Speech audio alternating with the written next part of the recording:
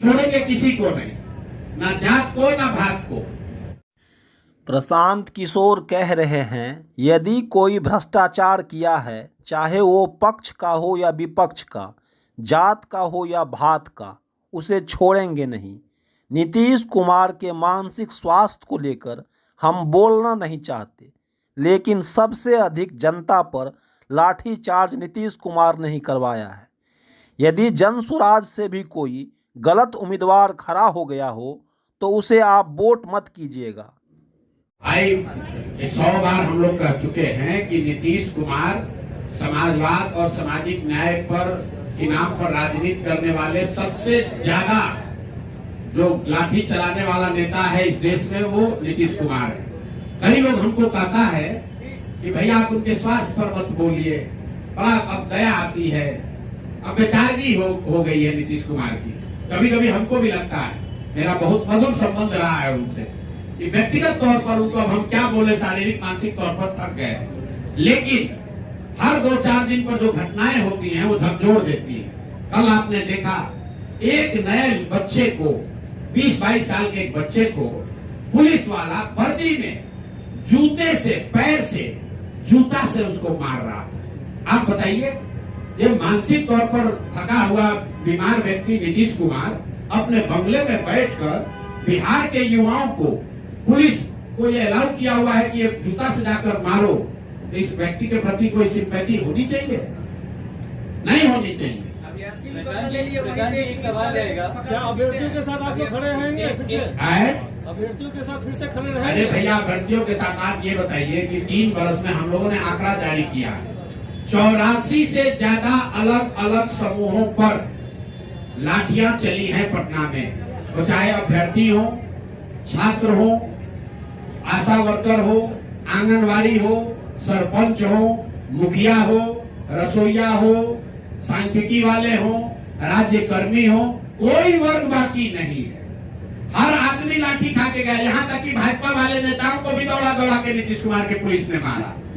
अब फिर भी ये भाजपा वाला इतना डरपोक है कि सत्ता के लालच में, कुर्सी के लालच में, यही केजरीवाल जी को पीट पीट के यहाँ पर बंगला में लाल कर दिया था, और अभी नीतीश कुमार को भगवान बता रहा है। क्यों? सत्ता का लालच है। प्रशांत जी जो आप आरोप लगा रहे हैं, हम आरोप तो नहीं लगा रहे। कौन? प्रशांत जी इधर प्रशांत जी जो आरोप आप लगा रहे हैं, कायदे कहाँ आरोप लगाया? कायदे से ये आरोप तेजस्वी यादव को लगाना चाहिए, क्योंकि विपक्ष के वो नेता है, और तेजस्वी यादव कहते हैं कि दिलीप जायसवाल जो है उनके मामा है। तो क्या शीर्ष नेतृत्व के नेताओं का रिश्ता क्या बताता है कि भाजपा जो है वो आरजेडी की भी टीम है? देखिए, आज जो भाजपा, मैंने पहले आपको कहा, उसका जो भी नेतृत्व है, सम्राट चौधरी कहाँ थे? वो लालू जी राजद से ही तो निकले हुए। कम उम्र में मंत्री बनाना, विधायक बनाना सम्राट चौधरी को किसने बनाया? यही तो राजद के लोगों ने ही तो बनाया। दिलीप जायसवाल कहाँ की राजनीति करते थे? ये सब राजद की उपज है। तो सब एक ही विचारधारा, एक ही तरह का लूट मार करने वाले तो लोग हैं। ये कोई गंगा से थोड़े, गंगोत्री से थोड़े ना निकले, ये सब राजद वाले गंगोत्री से ही निकले। तो जैसे जिसका जैसा उद्गम है वैसा ही उसका स्वभाव है, वही काम करता है। एम्स के डॉक्टर लोग असुरक्षित बता रहे हैं कि बिहार में हम लोग असुरक्षित हैं, और भैया, डॉक्टर सुरक्षित है कि नहीं इसकी चर्चा हो रही है। चिंता ये होनी चाहिए कि बिहार के 13 करोड़ लोग असुरक्षित हैं। जब कोविड में आपके लोगों को दवा नहीं मिला, पैरासीटामोल, ऑक्सीजन नहीं मिला, तब बिहार के स्वास्थ्य मंत्री करोड़ों रुपए का फ्लैट दिल्ली में खरीद रहे थे, और मदद कौन कर रहा था? दिलीप जायसवाल। अब वो चर्चा का बात है। डॉक्टरों की सुरक्षा होनी चाहिए, वो तो रहेगी। एक सवाल रहेगा,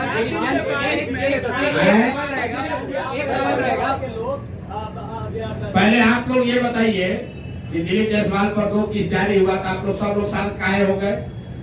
हमको आप लोग कह रहे हैं कि प्रशांत किशोर मैनेज हो गया। मीडिया वाला कितना लोग मैनेज हो रहे हैं? ए भाई, बिहार के लिए जगते रहिए, जो बताया जा रहा है उसको चलाइए, उनसे रिएक्शन तो लीजिए। आप लोग दिलीप जायसवाल से काहे नहीं पूछ रहे? एक एएनआई को बुला के देखिए, एएनआई के एक आदमी को बुला के एक बयान देके उसके बाद से आदमी गायब है, वो आदमी गायब है, और आप लोग मुंह में ऐसे माइक लगाकर सवाल पूछते हैं। लेकिन दिलीप जायसवाल से कोई सवाल नहीं पूछ रहा है। लेकिन दिलीप जायसवाल मना किया गया है। अच्छा हाँ, देखिए कौन मना क्या बोलिए।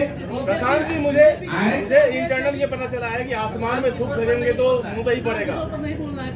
प्रशांत जी, प्रशांत के आपको बोला गया है कि प्रशांत किशोर को नहीं बोलना है। प्रशांत किशोर को मत बोलिए, दिलीप जायसवाल से बोलवाइए।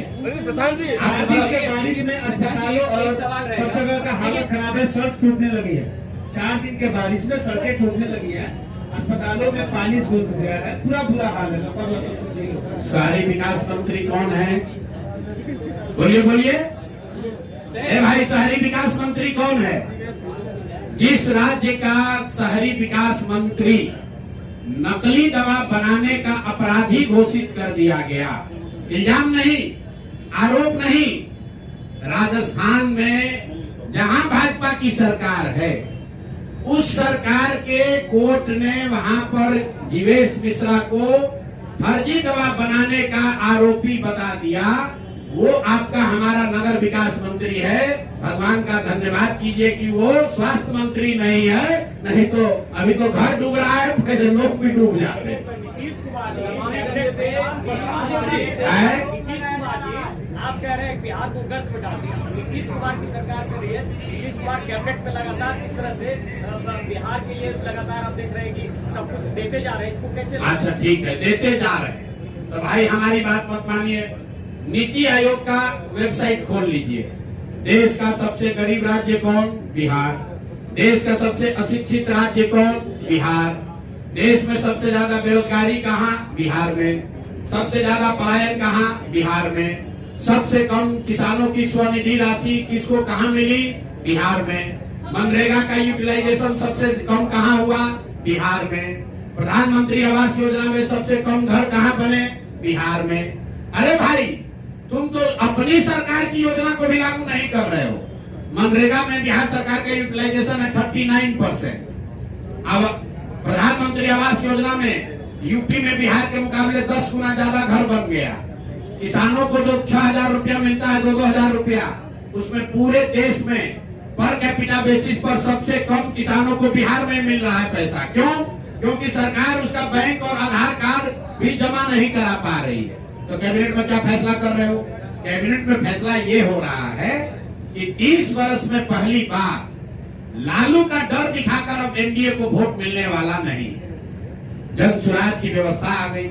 अगर जन सुराज नहीं होता तो कैबिनेट में एक प्रस्ताव पारित होता कि लालू का जंगल राज न लौटे, इसलिए एनडीए को वोट दो। अब तो बात चलेगा नहीं। अगर आप कहिएगा लालू का जंगल राज न लौटे तो वो कहेगा हाँ भाई, लालू का जंगल राज न लौटे, लेकिन तुम भी मत लौटो, जन सुराज लौटेगा, जन सुराज आएगा। अब वो डर से, देखिए इसका डर मैं हमेशा कहता हूं, आप लोग कहते हैं कौन जीतेगा कौन हारेगा। जन सुराज के होने से हम लोग का कोई विधायक नहीं, कोई मंत्री नहीं, हम लोग ना पक्ष में ना विपक्ष में, लेकिन जन सुराज का डर इतना है कि 20 वर्ष में जो वृद्धों का, दिव्यांगों का, विधवाओं का पेंशन 400 रुपया से बढ़कर 410 नहीं हुआ, वो एक ही बार में 1100 हो गया। कुछ लोग कह रहे हैं कि तेजस्वी यादव कहने पर हुआ। चलिए मान लीजिए इस बात को, तो जरा तेजस्वी यादव से पूछिए कि भाई जब तुम्हारे माँ बाप थे यहाँ मुख्यमंत्री, तब तो वृद्धों को 1 रुपया नहीं मिलता था, और इस 20 वर्ष में भी 3 वर्ष आप डिप्टी सीएम थे, उस समय 400 से बढ़ा के 450 काहे नहीं कर दिए? अभी आशा का मानदेय बढ़ गया, रसोईया की सैलरी डबल हो गई। क्यों हो रहा है? क्योंकि ये भय सता रहा है, जनता का डर है। ये जन सुराज का, प्रशांत किशोर का डर नहीं है। ये लोगों को दिख रहा है कि बिहार के लोगों को एक विकल्प मिल गया है। अगर हम काम नहीं करेंगे, बात नहीं सुनेंगे लोगों की, तो जनता हमको हराएगी। और यही तो जन सुराज सिखा रहा है। अरे भाई, नेताओं में ये डर पैदा करो, जन सुराज के नेताओं में भी डर पैदा करो कि अगर काम नहीं करोगे तो जनता तुमको हराएगी। जन सुराज से भी गलत आदमी खड़ा होता है, उसको भी हराइए। हर हालत में जनता के हाथ में ही ताकत है। नेताओं को अकाउंटेबल बनाना है तो आपको काम के आधार पर वोट देना है।